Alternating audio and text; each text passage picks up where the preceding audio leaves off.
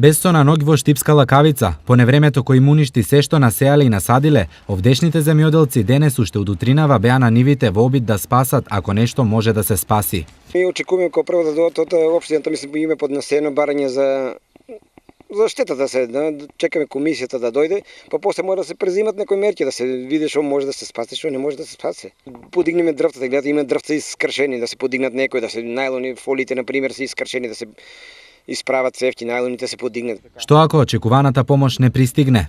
Ако ни дае државата помош нешто да ни помогне, добро, ако не, ќе си јадеме солче и ќе ни исклучите струјата, нема да ни дадат ни да на светло да јадеме, на свекишки ќе јадеме. Очајот на земјоделците е резултат на уништените култури, но и на неможноста да се засадат други. Многу нешто штета, у секоја култура, на пример, у воштарници, у зеленчуку, пластеници, фолии, тутун. И сега не знаеме по тутун што да садеме, нема шансе друго да се насаде.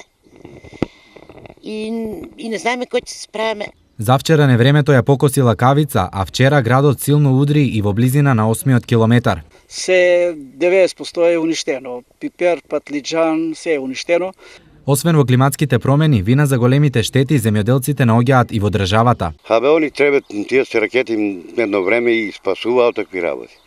А сега во последно време тоа е чудо море.